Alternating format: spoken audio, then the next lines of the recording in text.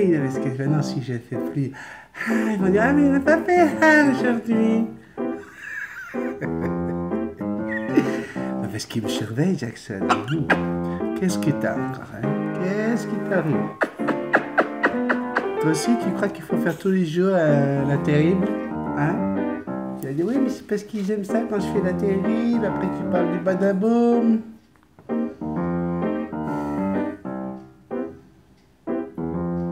Ah, ce mot-là, là, même dit doucement, là, tu sais de quoi je parle. Hein, Jackson? Alors, j'adore parce que sur Facebook, je vois les gens qui demandent, mais c'est quoi le badaboum? Les nouveaux arrivants. Aïe, aïe, aïe, je vous laisse continuer à parler de ça sur Facebook. Bonjour toi, comment ça va aujourd'hui? Moi ça va, bien reposé. Hein. La nuit a été bonne. Ça a mal commencé là, je vous dirais. Hein. Oui, oui, oui, il y a une soirée mouvementée chez Varney. Ben, ça arrive, hein. On va fêter nos 23 ans de mariage au mois de février, donc c'est normal que de temps en temps ça... Hein, puis, je vous dirais franchement, c'est tellement rare et c'est tellement pour les mêmes raisons à chaque fois. C'est parce que Sandrine, c'est quelqu'un de très, très... Elle est hyper sensible. Hein. Sandrine est hyper sensible. Et donc, c'est très difficile, depuis qu'on vit ensemble, d'aller voir un film ensemble au cinéma. On ne va jamais au cinéma ensemble parce que Sandrine ne veut pas aller au cinéma parce qu'elle sait qu'elle n'arrive pas à se retenir. Elle rentre complètement dans le film. Alors, pour vous donner un exemple, je pense que le dernier film qu'on avait été voir ensemble, c'était La vérité si je mens 2. Hein, ça remonte, hein, 20 ans à peu près.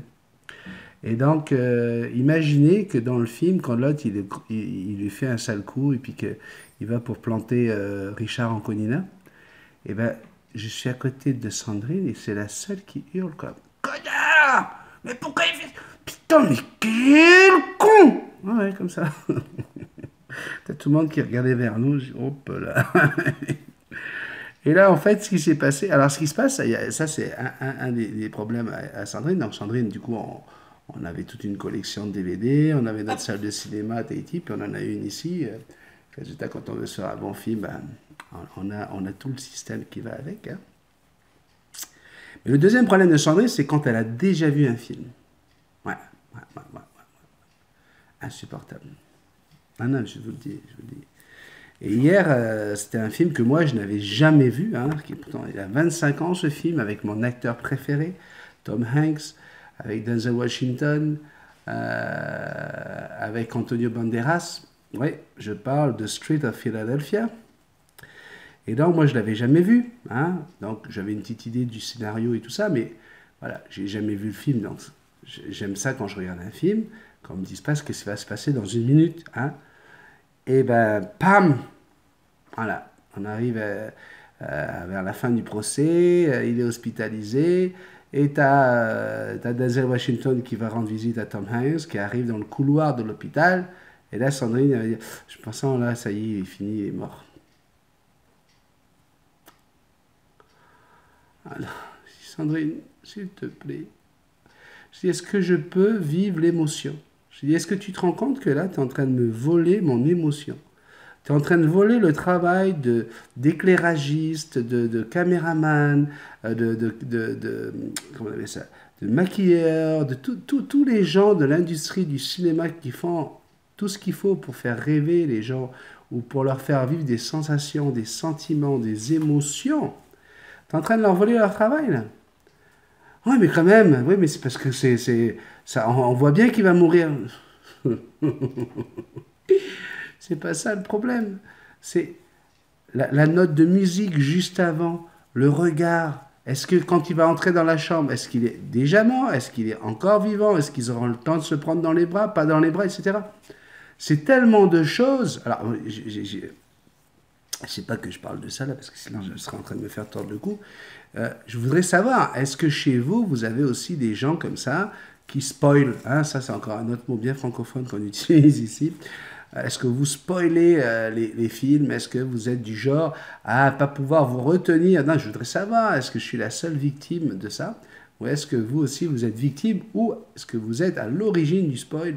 Est-ce que vous aimez bien dire, écoute, ce film-là est fantastique, c'est dommage. C'est dommage. À la fin, la petite, elle meurt, la petite, et puis, ouais, c'est dommage. Ah non, mais ça, sérieusement, là, c'est quelque chose qui... Tu vois, c'est comme si que je vous donnais déjà l'histoire de Bisolove en commençant, quoi. Je plaisante, il n'y a rien à voir. Mais bon, voilà. Après, le film, hein, parce qu'en plus, voilà, je voulais absolument vivre le film à 200%, parce que j'avais envie peut-être d'en faire le sujet de mon café aujourd'hui. Bon, bien sûr, ça n'enlève rien à la qualité du film. Euh, Moi, ce que j'aimerais vous poser comme question, hein, vous vivez aujourd'hui en 2018, vous êtes patron, vous êtes employé, vous êtes, on est toutes les classes socio-professionnelles, vous êtes ado, vous êtes des gens de 60 ans et plus, et vous êtes des gens du middle age à 35 ans et plus. Est-ce que vous avez la sensation, est-ce que vous avez la sensation que depuis 25 ans, hein, à l'époque où le film est passé sur les écrans, est-ce que vous avez l'impression que ça a évolué? Est-ce que notre vision sur les homosexuels a vraiment évolué? Parce qu'en fait, le film, au départ, tout le monde parle d'un film comme étant un film sur l'histoire de la discrimination sur le sida, et c'était là où l'information pour moi avait été fausse. Parce que quand on regarde ce film-là, c'est vraiment de l'homophobie qu'il s'agit, puisque le gars de l'entreprise qui licencie Tom Hanks ne le licencie pas à cause du sida, puisqu'ils ont une employée qui a le sida depuis 3 ans, mais elle l'a eu à cause d'une prise de sang. Mais c'est bien pour homosexualité qu'il est viré, ce gars-là. Donc, je trouve ça aberrant, je trouve que c'est incroyable, parce que moi, je sais que j'ai vécu à cette époque-là, en tant qu'adolescent, hein, dans les années 80, en 84, 85, on nous parlait du cancer des homosexuels, la peste gay, on avait tous ces termes pour nous désigner cette nouvelle maladie qu'on découvrait un petit peu avec plein de mystères. On se demandait qu'est-ce qui allait nous arriver. On avait cette épée de Damoclès sur la tête. C'est là où il fallait absolument avoir comment on appelle ça? Pour la première fois, il fallait absolument avoir des capotes sur soi, sinon tu ne pouvais pas sortir en boîte de nuit. Hein. Tu te faisais tuer par tes parents si tu sortais en boîte de nuit sans capote. Et voilà. Alors, ça, on va revenir sur le sujet du sida. Mais est-ce que l'homophobie a vraiment évolué? Est-ce qu'aujourd'hui, on est moins homophobe dans la généralité qu'il y a 25 ans? Alors, j'ai fait exprès de ne pas aller regarder les chiffres. Et oui, pour une fois. Habituellement, hein, je fais des recherches, je fais sur Internet, Google, je vais lire des articles spécialisés et tout ça. Et j'aurais dû faire ma toilette un petit peu avant de venir, là, qu'est-ce qui se passe là? Et là, j'ai voulu laisser vraiment, je dis, allez, écoute, moi personnellement, je connais ma situation par rapport aux homosexuels, vu que j'ai énormément de gens que je connais, hein, qui sont homosexuels et avec qui je m'entends très bien. Je sais que vous êtes nombreux, hein, les homosexuels, également sur la chaîne Multitasman, et vous savez à quel point vous êtes tous les bienvenus. Mais voilà, j'aimerais savoir, est-ce que, en tant qu'homosexuel, tiens justement, si vous l'êtes, témoignez, est-ce que vous avez l'impression que le regard sur vous a évolué? Est-ce que vous pensez qu'on a fait un pas en avant par rapport à l'homophobie? Et après, pour revenir à des choses que j'ai déjà dites dans d'autres cafés, est-ce que vous pensez que le fait d'avoir justement créé des événements comme les Gay Pride, etc., est-ce que ça a été en votre faveur ou en votre défaveur? Moi, personnellement, pour connaître des amis homosexuels, et puis mon voisin d'en face est homosexuel, puis il travaille pour moi de temps en temps en tant que chanteur. C'est un chanteur crooner fantastique. Les femmes sont devant lui en train de craquer. Et mon meilleur ami de musique et d'enfance s'appelle Ruben, lui aussi est homosexuel. Et voilà quoi, vous le croisez dans la rue, ça se voit pas. Et il est le premier à dire que la Gay Pride, c'est une caricature, c'est une insulte à l'homosexualité, hein, contrairement à ce qu'on essaie de faire croire. Tous ces hommes qui se travestissent, et souvent il arriverait même, et après ça peut être encore une fois de l'exagération populaire, qu'il y ait des gars là-dedans là, qui sont juste là pour foutre le bordel, s'amuser, danser, qui se déguisent et qui se travestissent mais qui n'ont rien à voir avec des homosexuels. Donc, moi, j'aimerais savoir, est-ce que toutes ces actions, tout ce phénomène qui tourne autour des homosexuels, les soirées gays, les soirées... je sais de quoi je parle, hein. J'ai fait une soirée gay avant de partir de Tahiti. J'ai fermé ma discothèque, j'ai quitté la Polynésie avec ma dernière soirée, avec un navire de croisière qui venait avec plusieurs centaines de gays, hein. C'était une croisière gay, qui m'avait réservé 8 mois à l'avance la salle pour faire une grosse soirée. Écoutez, ça a été un succès monstre, et ça c'était en 2009, et je peux vous dire que beaucoup de gens, et il y avait une queue d'enfer, hein, devant la... Excusez-moi pour sans mauvais jeu de mots, il y avait du monde devant la boîte, et je peux vous dire que, voilà, quoi, ça a été une soirée fantastique, fantastique. Est-ce que cette réputation, comme quoi les gays savent mieux s'amuser que les autres, je ne sais pas. Mais en tout cas, ça a attiré énormément de monde. Et puis c'était une soirée, effectivement, où il y a eu la fête. Mais dans ces personnes-là, vous avez des gens qui disent, lui, il en fait trop. Hein. D'ailleurs, dans le film, Denzel Washington, à un moment donné, dans un magasin, il est en face d'un basketteur qui le drague dans le magasin et qui lui dit des choses, et il lui dit, mais arrête, tu vois, c'est à cause de ce genre de façon de parler, parce qu'il le traite de trou de cul et tout ça. C'est à cause de ça qu'on vous aime pas. Alors, est-ce que les meilleurs ennemis des homosexuels, est-ce que ce ne serait pas certains homos? Est-ce que ce ne serait pas une certaine catégorie d'entre vous? Donc je m'adresse à vous, hein, directement, vous l'avez compris là. Dites-nous comment les choses ont évolué. Alors si vous voulez rester anonyme, déjà c'est mauvais signe, mais je vous comprends, vous pouvez m'envoyer ça par courriel à multitasman777@gmail.com. Et si vous voulez en parler aussi bien sur la page Facebook que sous cette vidéo, vous êtes les bienvenus. Et je peux vous dire une chose, le plaisir que j'ai d'avoir créé cette communauté, d'avoir mis en place une chaîne avec autant de respect, autant de gentillesse, fait qu'on peut se permettre, quel que soit dans quel groupe communautaire on se trouve, hein, que tu sois une lesbienne, un homosexuel, un transgenre, un travesti, tout ce que tu peux imaginer, là. Tu es le bienvenu ici, il n'y a personne qui va te juger, il n'y a personne qui dira quoi que ce soit sur toi. On t'aime parce que on t'aime, tout simplement. Pas parce que okay, on ne fait pas de distinction. On ne va pas t'aimer plus, hein, on ne t'aimera pas plus qu'un autre, on ne va pas t'aimer moins, tu vois. C'est ça le...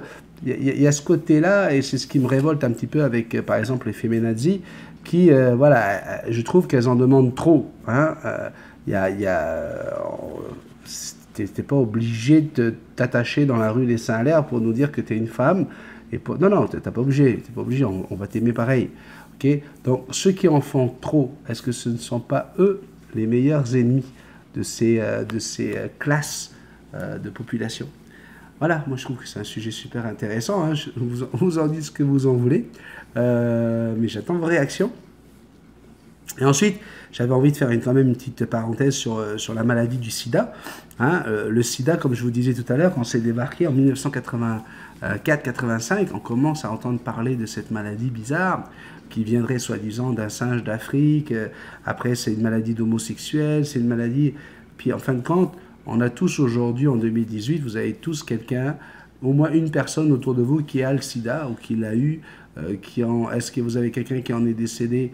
Je ne sais pas. Moi, en tout cas, je sais que je connais des gens dans mes connaissances qui sont atteints du sida, puis qui l'ont depuis plus de 15 ans, et puis qui vivent très très bien.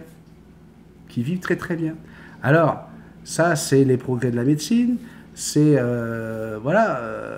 ça a évolué aussi à ce niveau-là. Et du coup, est-ce que c'est pas à cause de ça que les chiffres, eux, par contre, montent, hein? Ça, j'y suis allé voir, les chiffres du sida ne font que grimper. Hein? Est-ce parce que, justement, on en parle beaucoup moins, d'accord, et on le soigne? Donc, ça veut dire qu'aujourd'hui, il y a beaucoup plus de gens qui ont le sida et puis qu'on ne le sait pas. Hein? Moi, je sais, j'ai des gens que je connais, là, tu les regardes, costaud, salle de gym, machin truc, tu vois rien, il n'y a pas de lésion, rien, parce que le sida, vous le savez, hein, c'est le système immunitaire qui est touché. Donc voilà, à partir du moment où on arrive à régler le système immunitaire, bah, vous n'êtes plus malade, vous n'avez pas ce côté maladif qu'on connaissait des idéales à l'époque, dans les années 80. Donc, est-ce un mal, un bien?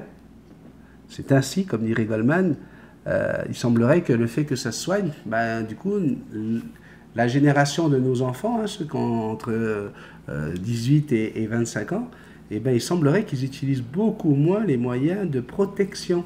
Hein? On ne parle pas de moyens de contraception, il ne faut pas mélanger tout là. On parle des moyens de protection. Voilà, il semblerait que l'utilisation du condom, hein, de la capote, hein, ben ça diminue. Donc ça, c'est un danger, c'est un vrai danger. Maintenant, après, les gens vont dire, ouais, mais de toute façon, on le soigne. Alors, est-ce qu'on va attendre la prochaine grave maladie, quelque chose qui ne se soignera plus? Je rappelle quand même que la plus grosse maladie qui nous pend au nez, hein, c'est le fait qu'on soit complètement immunisé des antibiotiques. Hein. Les antibiotiques, bientôt, ne feront plus aucun effet. Plus aucun effet.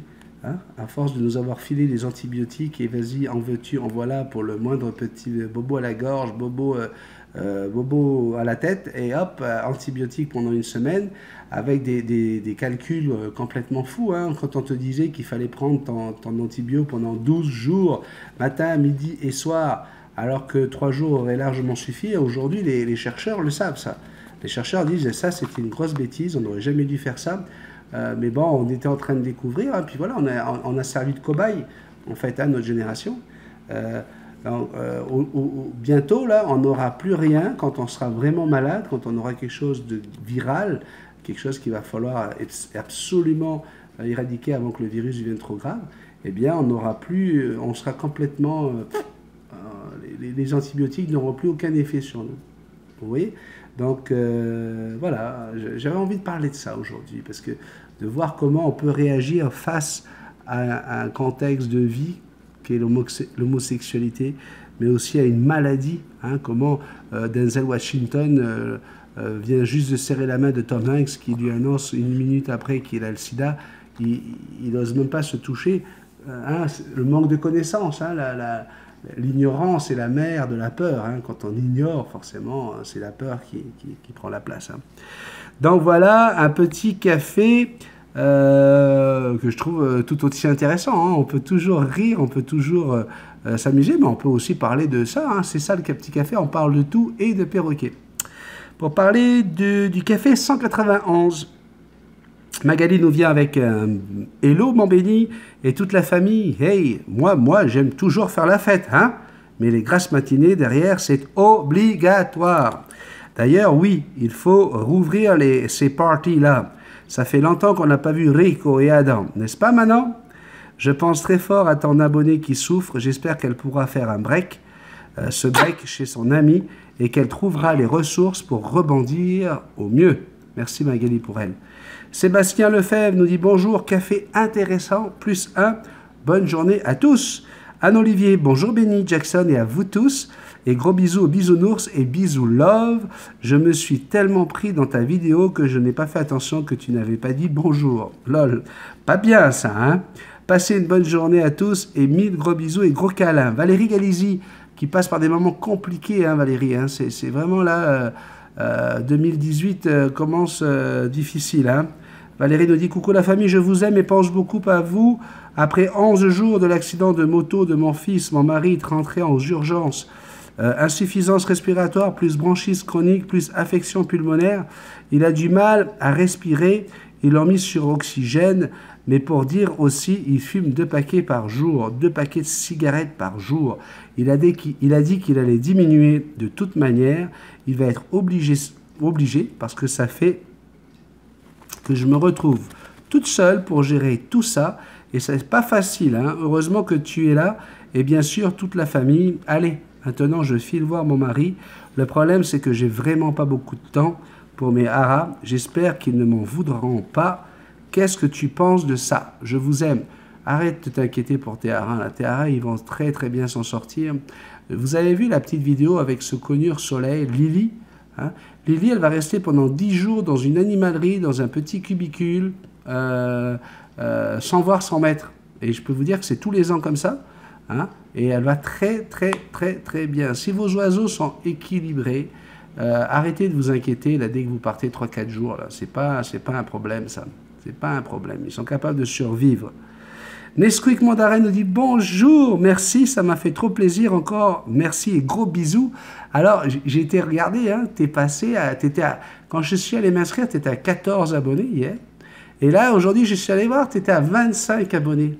Donc, j'aimerais remercier les quelques abonnés qui sont allés regarder les vidéos de Nesquik Mandarin et qui se sont inscrits. Parce que vous voyez, regardez, ça m'a fait trop plaisir. C'est tellement bon quand c'est trop plaisir. Hein, plaisir, plus il y en a, et mieux c'est. Hein, le plaisir, on s'entend bien qu'il n'y a pas de...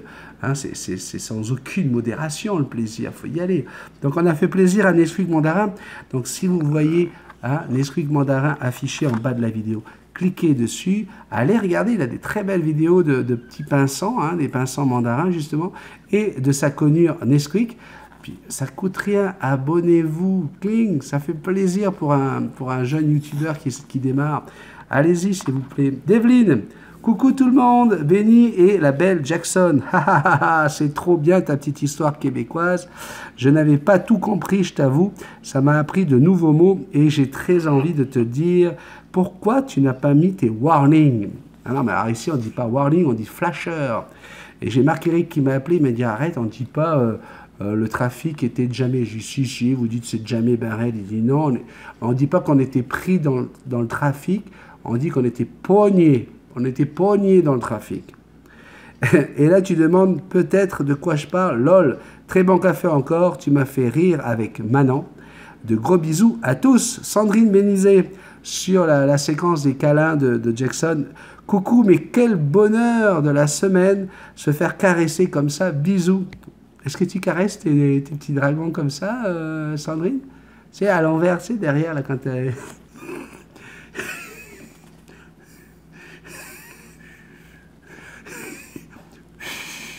Peut-être que ça peut les aider à faire des flammes plus fortes. Tu vois, toujours dans le sens contraire des piquants. Hein? Puis comme ça va t'arracher quelques... Martina nous dit bonjour, Benny, coucou la famille et la star. Jackson, oh, que tu as raison pour ce qui est des animaleries. Passez une belle journée à tous mes amis. Sabrina La Rochelle, bonjour, je comprends que les Québécois utilisent beaucoup d'anglicismes. Mais je pense qu'il ne faut pas oublier que le Québec a été sous domination britannique. On est d'ailleurs encore sous la domination de la reine. C'est donc normal qu'on ait un peu d'expression de termes anglais dans notre langage et dans nos tournures de phrases. Je pense que c'est aussi normal qu'on soit touché par l'assimilation. Donc voilà, bonne journée. Mais oui, moi, j'ai aucun problème avec ça. Nous, l'assimilation, là, on est pour l'assimilation, on est pour le mélange. Hein. L'idée, c'était pas de critiquer le fait que vous parliez avec des anglicismes.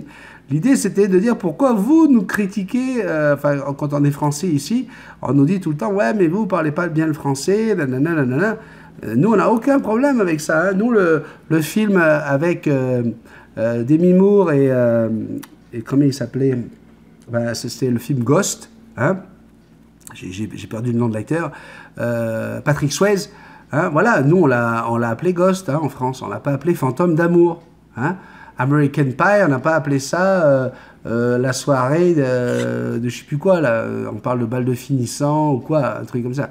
Non, non, on ne change pas les mots quand il n'y en a pas besoin, hein, quand on a compris de quoi il s'agit ou quand on trouve que le titre même en anglais est sympa, ben on va le garder comme ça, parce que pour nous, Fantôme d'amour, ça fait plus film d'horreur que film d'amour. Ok, donc du coup, on ne touche pas, on laisse Ghost. Pareillement, moi je m'appelle Benjamin Varnet, hein, parce qu'en français, quand tu dis nez, tu dis nez, tu dis pas nez. J'ai mal au nez. Okay. Pourtant, depuis que je suis ici depuis 9 ans, quand je suis dans une salle d'attente ou genre n'importe où je vais aller, dans un bureau administratif, quand on m'appelle, quand on a mon nom, c'est Monsieur Varney, Monsieur Varney, Monsieur Varney. Là, Varney. Varney, tout simplement. Là. On est capable. Hein, ça c'est typiquement québécois, mais c'est normal, puisqu'ici, on a deux langues. On a deux langues officielles, le français et l'anglais. Donc, on ne va pas vous en vouloir. Et on n'a pas à critiquer ça. Hein, c'est normal. Pour vous, dès que vous voyez un nom qui d'après vous, est anglophone, hop, vous allez le prononcer avec la façon anglophone. Alors, du coup, vous vous moquez de nous. Hein, c'est là où c'est là.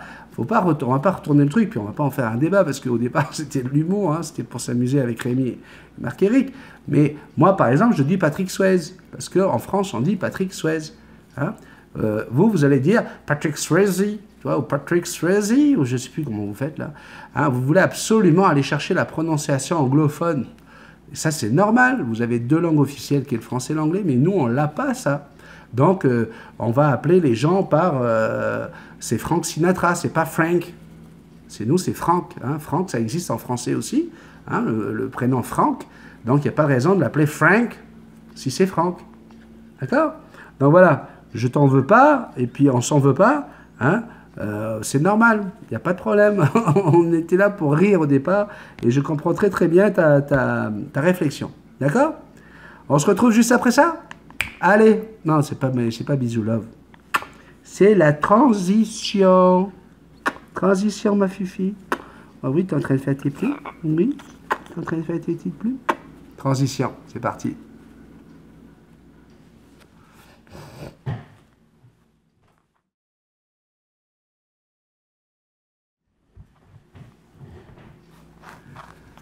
Et voilà, elle a presque pas bougé, hein, Jackson, est toujours à la même place.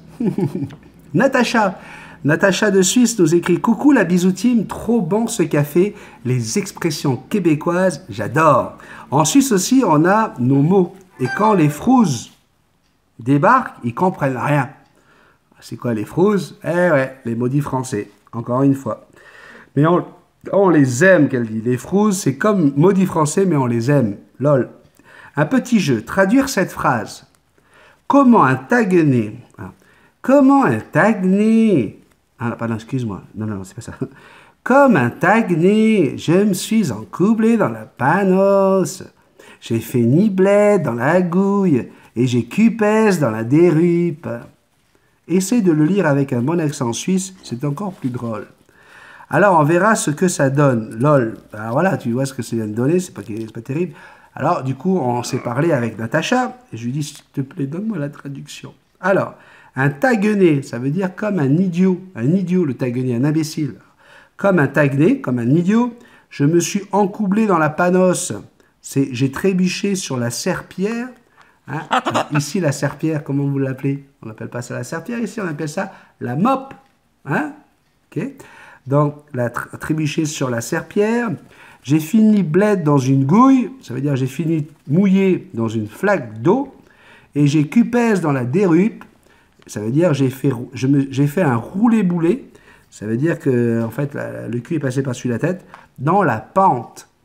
Voilà. Vous voyez comme quoi chaque pays, soi-disant francophone, a ses propres expressions qui sont complètement à des antipodes, à des kilomètres du bon français, n'est-ce pas? Mais écoutez, est-ce qu'il existe encore un bon français? Est-ce qu'aujourd'hui, vraiment, on parle le français? Mais tu vois, moi, ça ne me dérange pas, parce que dans notre français à nous, on peut dire que c'est cool. Ben ouais, hey, relax. Hein? On est capable hein, d'utiliser des anglicismes, nous aussi, pour pouvoir s'exprimer. Et puis voilà, il n'y a pas de raison que ça change. Hein? Ça fait des années. Moi, je vois au niveau des DJ, hein, quand j'entends à la radio ici, qu'on dit « Alors, on va vous présenter un mélange des années 80 », la première fois, j'entendais ça, je dis, qu'est-ce qu'ils veulent dire par un mélange? Ops, un mix. Mais oui, mais c'est parce qu'on est emmerdé ici avec une loi, la loi 101. Vous allez voir, il y a un de nos abonnés québécois qui va en parler, hein, où on nous oblige à traduire les mots en anglais en français. Et des fois, ça marche vraiment pas.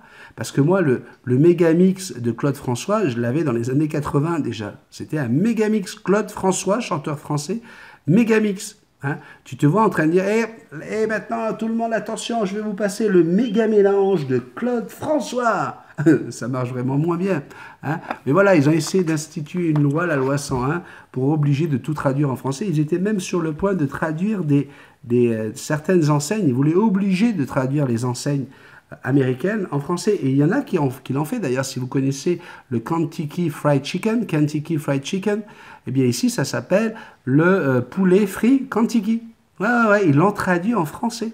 Hein, c'est quand même dingue. Pourtant, c'est une marque. C'est un nom de quelque chose, quoi. Un truc de fou, quoi. Donc ici, on va plus au KFC, on va au PFK. Ah bon. Johan Laurent, bonjour, j'ai un canari femelle élevé en volière. Quand je la fais sortir, je mets ma main, mais elle a peur. Qu'est-ce que je peux faire pour qu'elle vienne dans ma main? Ok, alors je ne fais pas dans le canari, mais j'ai des canaris que j'ai eu dans les différentes animaleries où j'ai pu travailler. Et je peux te dire que moi, là, ça prend à peu près 10 minutes. Je mets ma main dans la volière, je l'ouvre comme ça, et puis 100 mètres de graines, rien du tout, tu attends un petit peu. Tu verras qu'avec la curiosité, les oiseaux vont commencer à venir tout doucement sur la main. Une autre façon aussi pour faire ça avec des canaris, tu vas sortir tes canaris dans une cage. Hein. Donc, regarde, je t'explique. Une bonne façon pour ne pas faire peur aux oiseaux, quand vous voulez enlever un oiseau d'une cage. Okay. Ce que vous allez faire, vous allez prendre une petite cage, hein, on va appeler ça une cage de transport, et avec la cage, vous allez rentrer dans la volière et tout simplement aller au-dessus des oiseaux. Les oiseaux, ils ont le réflexe, ils vont s'envoler dans la cage. Et hop, et vous posez la cage au sol, hein, à la base de la volière, et vous allez glisser quelque chose comme ça sous la cage, tout doucement, pour pas que vos oiseaux aient trop peur. D'accord? Et là, vous sortez avec tout ça, et vous allez amener vos oiseaux. Moi, je préparais des petits bacs en aluminium que je remplissais d'eau. Et hop, je mettais la cage par-dessus le bac, j'enlevais la petite chose comme ça, là, et les oiseaux vont se baigner. Quand ils ont les ailes mouillées et qu'ils ont passé une demi-heure à se baigner, ils sont fatigués, et puis surtout, ils ne peuvent plus voler aussi facilement. Et bien à ce moment-là, tu mets la main dans la cage et tu verras que les petits canaris, les petits pinsans vont venir sur ta main et vont s'y habituer. Normalement, là, au bout de combien, une dizaine de fois que tu fais ça, les canaris n'ont plus peur de toi et ils viennent sur ta main. D'accord? Tu pourras même l'en mettre sur ton épaule. Yeah, sérieusement. Puis jamais avoir peur, hein, quand un oiseau s'envole, la sorte de ta volière dans ta maison, là, tu coupes les ventilateurs, tu fais en sorte qu'il n'y ait pas une friteuse d'allumée, mais n'aie pas peur, hein, tu retrouves toujours un canari, hein, il revient toujours dans sa cage parce que c'est la nourriture qui va lui dire comment ça se passe. Laetitia nous écrit, notre belle Letty, coucou mon béni, Miss Jackson et toute la Bisou Team, comment t'as deviné mon béni que j'ai ma chaise de bureau qui est reliée à YouTube? Mort de rire. Là pour le coup j'étais en mode légumes sur mon canapé insomnie quand tu me tiens. Je te tiens. Et à ce moment-là j'étais justement sur ta chaîne à regarder les toutes premières vidéos. Gros bisous à tout le monde. Johan Laurent nous dit bonjour, j'ai un canari femelle. Ça y est, ça je l'ai lu. Pas de Crochu, coucou tout le monde. Il faut nous comprendre avec nos traductions à la con. Ça c'est un Québécois fâché. On nous impose cette merveilleuse loi 101. Affichage en français. Bouffe de vierge. Bouffe de vierge. Mort de rire. Voilà, c'est ce que je vous disais tout à l'heure. C'est un peu n'importe quoi. Marilou Price. Coucou, hello, bonjour, badaboum, boy et Jackson. Oncle Dan. Alors attention, mesdames et messieurs, là, je me fais un peu de soucis. Je suis très inquiet pour l'oncle Dan. Ouais. Parce que, écoutez, il m'a écrit 2 phrases et demie. 2 phrases et demie de l'oncle Dan. Il y a quelque chose qui ne va pas. Quoi, je ne sais pas. Alors il m'écrit bonjour les bisounours. Oui, avec un Z, car ça fait plus de bruit lorsqu'on s'embrasse. Ha ha ha. Je suis en cours de rattrapage, alors vous m'excuserez du court commentaire. Pour une fois, ha ha ha ha. Bonne journée à tous. Imaginez, si j'enlève le ha ha ha ha, bonne journée à tous, et un autre ha ha ha, et bonjour les bisounours, une phrase. L'oncle Dan a été capable de nous écrire une seule phrase. Lorsqu'habituellement, minimum, c'est 18 phrases. Hein. Il ne sait pas écrire moins que 18 phrases d'habitude. Donc, je m'inquiète. Je me dis que je vais recevoir 25 messages d'un coup. Allez, on te fait un gros bisou, l'oncle Dan. Tu sais que tu fais partie de l'équipe, tu fais partie de la famille. Hein. À chaque fois, les gens qui disent merci à tout le monde, qu'est-ce qu'ils disent? Merci à l'oncle Dan. Allez, c'est la fin de ce café. Il a été plus court que d'habitude, je ne sais pas. Oh, ouais, il va faire 35 minutes, 36 minutes. Oh, on verra bien. Allez, on va appeler Bisou Love. Et cette fois-ci, elle revient avec sa copine Bisoukon. Ouais, toutes les deux.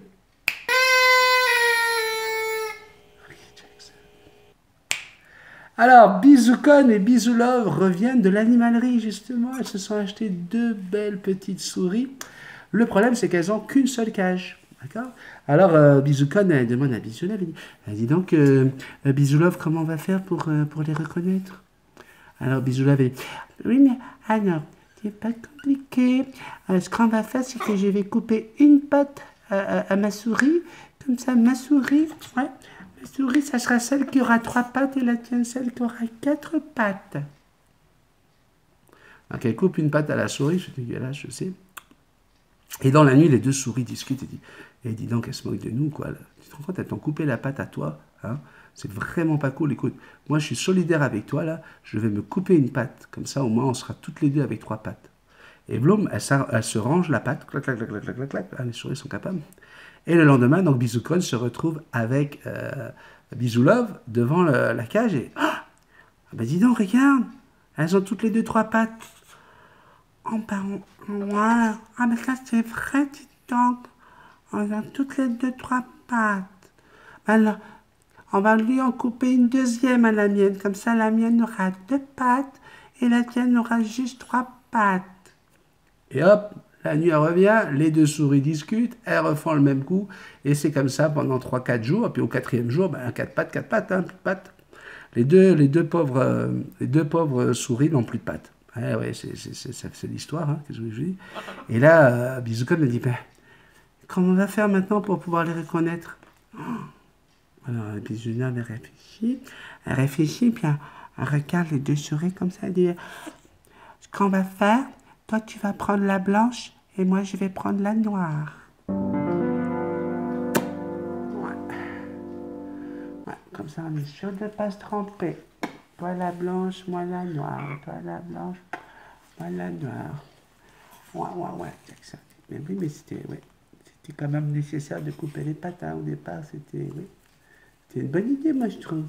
Ben oui, comme ça, tu pouvais voir tout de suite qu'il y en avait une qui avait 4 pattes, l'autre 3 pattes. Voilà. Ouais, je sais pas ce que tu en penses. Ben oui, mais là, moi, on était sûr du coup, tu vois. Moi, j'ai celle qui a 3 pattes, toi, tu as celle qui a 4 pattes. Jackson, doucement. Par le visage. Doucement. Allez. Pour m'écrire, multitasman777@gmail.com pour pouvoir envoyer des messages, hein, et demander ce que vous voulez et réagir sur les sujets du petit café. N'oubliez pas de partager cette vidéo, c'est très très important. Les petits pouces en l'air, ben oui, on en veut des petits pouces en l'air, on aime ça. Et puis bien sûr, si tu n'es pas encore abonné, allez, c'est maintenant qu'il faut le faire. Abonne-toi, la chaîne Multitasman, la chaîne des bisounours. On y va, Jackson? On y va?